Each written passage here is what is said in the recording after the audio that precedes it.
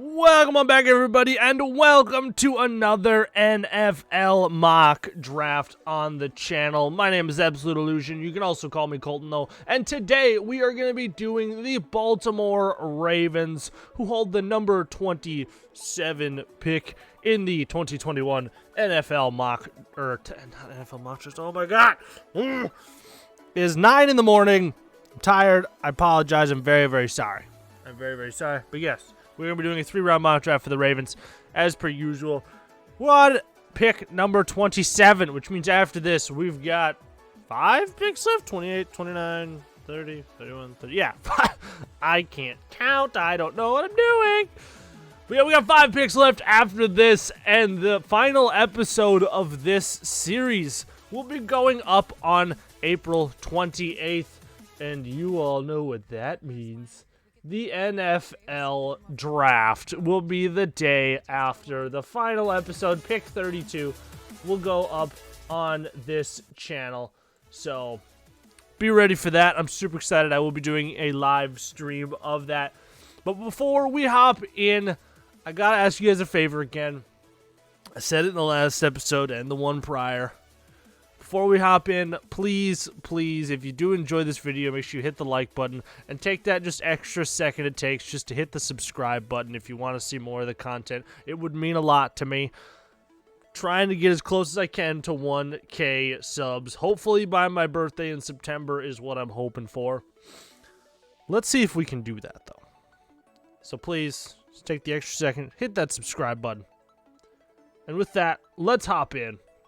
Do the Baltimore Ravens 3-round mock draft, setting it on slow as we usually do. And this should all stay the same. The team needs for the Ravens are actually kind of similar to that of the Browns. They don't need a whole lot. They definitely need a true wide receiver, number one, I think. I don't think they have it on their team. But I think they definitely need a safety. They definitely need an edge rusher, another edge rusher, a very, very solid one. But we'll end up seeing who's actually available for us there. There is somebody on the board that I think fits into their scheme perfectly. He actually fits into just about everybody's schemes perfectly, and I love him as a player. So if he is there on the board, that is who I'm going to take, unless there's somebody who has no business being there on the board. But we'll see what happens.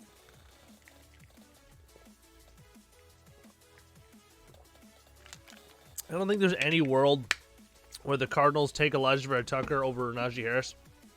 So I don't know if I agree with that, but whatever happens. Let's see what happens. We are getting a trade offer to trade up to 25 and give up a 5. I'm okay. I do not need to trade up to grab the player that I want. The other player that I wanted is already off the board, actually. So I'm okay with that. Falling back 1 pick and picking up an extra 7. I don't see what that hurts. Dropping back to 39 and picking up a 4.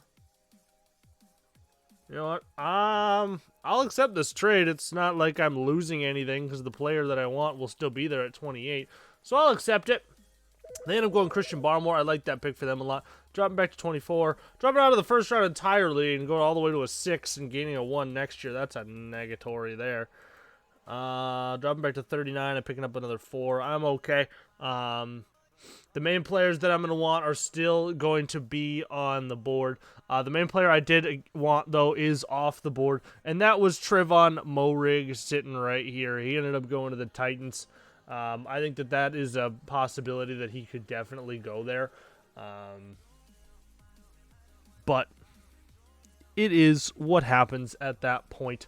I'm hesitant to take the same player, but again, his talent is just so good that I don't know why you'd pass on him. And that's Kwity Paye right here at 23. He's just such a phenomenal player. What route do I go here? Edge rusher is a big need for them. But edge rush is this is a deep edge rusher class, so I'm not like super concerned about not being able to get one. But I'm also not that concerned about being able to get a safety because there's some decent safeties in the second round I could get a hold of as well. You know what? This is actually something that I've never done before. I'm a big fan of this player. I think that he is phenomenal. I think that he's probably tied for maybe the 4th or 5th best wide receiver in this entire draft class. If I haven't talked about my rankings enough or anything like that, my rankings are very different from a lot of other people's. I have Devontae Smith as my number 1 overall wide receiver, tied very closely with Jalen Waddle at number 2. And I have Jamar Chase as my wide receiver number 3. Now, before everybody yells at me in the comment section, it is a very slim margin. I just don't know. The issue that I struggle with when it comes to oh my goodness, I'm drawing a mind blank. When it comes to Jamar Chase, is he sat out all of last season. The last season we saw him, he had Justin Jefferson opposite him, and he had Joe Burrow throw into him. We all saw what Justin Jefferson could do in the NFL. Jamar Chase could come in and be just that good as well. He is a freak athlete and is just a great player. But I think I need to see that from him in the NFL before I place him as the best wide receiver from this draft class. I personally have Devontae Smith at number 1 and Jalen Waddle with a ridiculously close 2 and Jamar Chase with an also ridiculously close 3. They could all be tied for number 1, to be totally honest. I have Rashad Bateman as my wide receiver 4, and then tied with him probably is the player I'm going to take. And that, no.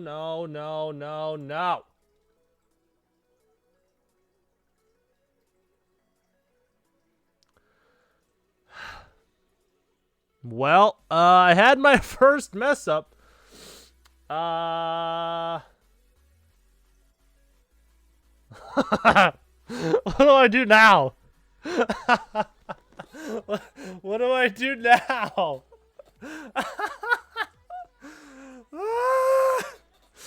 I guess I'm just going to restart. See, but now it's not going to be like a real draft. Because I'm going to feel like the players that are going to... I guess we'll see what happens. That is not who I meant to click. It clicked on the wrong player. I apologize, everybody. I don't know why that happened, but it did. Goodness. Zach Wilson goes number 3. Mac Jones goes 4. Yeah, this is already a totally different mock draft. This is what I was worried about. I mean, I guess it really doesn't matter. I just don't want somebody who is not available when I picked before to be available now, and then I have to question about picking the player I was going to pick. So I might end up still picking the player I was going to pick regardless of who goes where. Yeah, this is already an unbelievably different draft. This is literally as different as it gets. I mean, there's the player that I wanted to get was Trayvon Mulray. He goes off the board, so that's good. So I don't really have to worry about questioning whether I was going to take him or not. I think I still might end up just taking the player that I wanted to go with regardless, though, because it seems to be shaking out decently similar. We're getting the same trade offer even right there. Terrence Marshall Jr. goes there. Okay.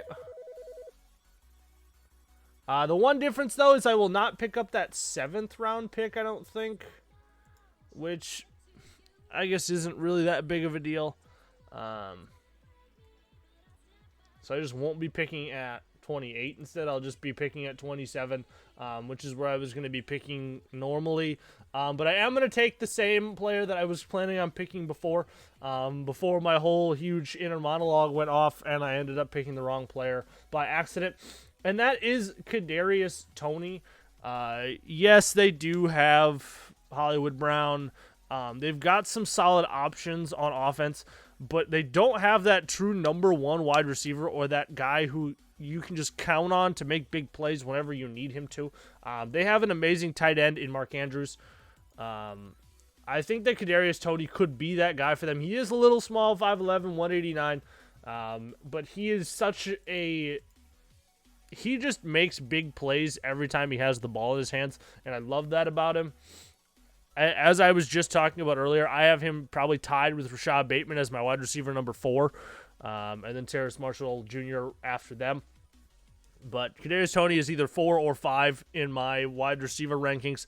So I think grabbing him here would be phenomenal for them. Yes, you could say edge rusher could be the way to go here because Kwity Paye was on the board. You got Jason Owe on the board and everything like that. But I think that Kadarius Toney getting that wide receiver for Lamar Jackson, making your offense even more electric, is the way to go. So that's the way I'm going to go. So thankfully, it didn't change too much the way that I was going to go. Like, no players were there that I was just like, I got to grab this player instead. We ended up still being able to do that. I apologize that that little incident happened. Giving up a 2 next year, a 3, and a 4 for... No.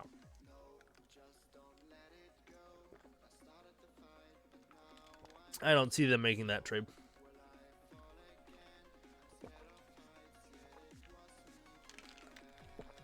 Caleb Farley ends up going to the Lions. That's scary. I don't like that. Send him somewhere else, anywhere else. So what did the Lions end up getting? Jalen Waddle. Okay. That's a pretty good draft for them, to be totally honest. We pick at 58. Stumble a couple of oh my gosh, this episode is just a hodgepodge of a mess. I am just making mistakes upon mistakes upon mistakes. Man, all the edge rushers are just flying off the boards in this draft. My goodness. Drop back to 74, picking up a 5. I am okay without doing that. Again, definitely a lot of options here in terms of players overall. I think we could look safety here, but I think I'm actually going to fall... I'm looking at Carlos Basham Jr. here, or I am looking at Javon Holland here, the safety out of Oregon.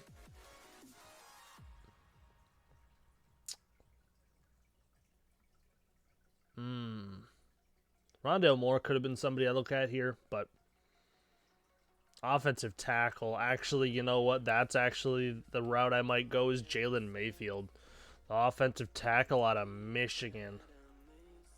Yeah, 6'5", 319. Can kind of play all over the line. Yeah, I know edge is a big need for them.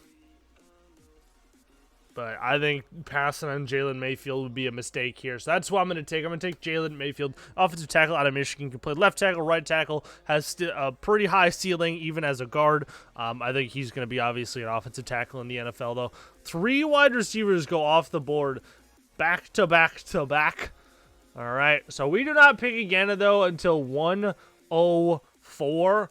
If we get an option to trade up here, I might do it, depending on how high we end up having to trade up to do this. There goes Carlos Basham right there. Okay.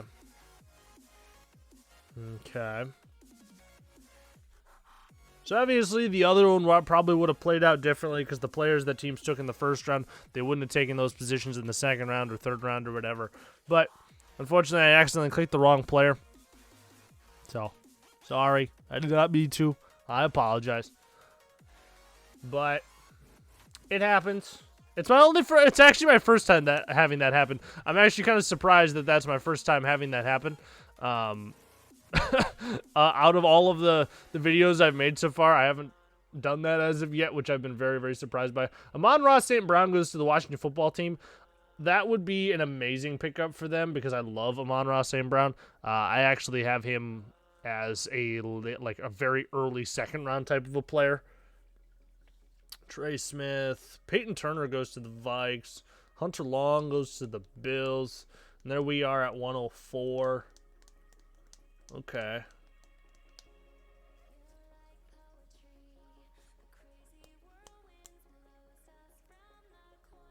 Benjamin St. Juste, Darby. Okay. So who do we got? A couple solid guys still on the board. We could look safety here. We could look edge here. And I think that's actually what I'm going to do is I'm going to look at edge here. And I'm going to be looking right down here at Hamilcar Rashid Jr. I apologize if I'm butchering names and stuff like that. I'm terrible at names. 6'3", 254. out of Oregon State. Very, very solid athlete overall. Somebody you're going to need to build up just a little bit, though. But somebody I think you'd be very, very happy to take at the end of the third round. Somebody who could work into being a phenomenal player on the edge for you. We did not make any trades in this mock draft, aside from that one in the prior one that got all messed up because I picked the wrong player. But we did end up with Kadarius Toney, Jalen Mayfield, and Rashad Jr. I apologize how to say that. I'm terrible at pronouncing names and everything like that, so I apologize. I think that this was a solid draft class. You got a starting wide receiver, starting right or left tackle, wherever you want to throw Jalen Mayfield, and a little bit of a developmental edge rusher out of Oregon State, somebody who will be able to rotate in for sure in week one and work his way into the starting lineup a couple weeks into the season. But let me know what you guys think down in the comments. If you guys like this draft, if you guys think this draft was terrible, I love hearing you guys' feedback. Make sure you guys hit the like button as well if you did enjoy this video. Subscribe to the channel if you want to see more, and follow me on Twitter for all of the updates at Absolute Colton. Link is down in the description. Lets you know when all my videos go up, if anything happens or I can't upload a video and whatnot. But thank you guys all so much for watching. I appreciate every single one of you, and I will see you all in the next one. Peace out, everybody.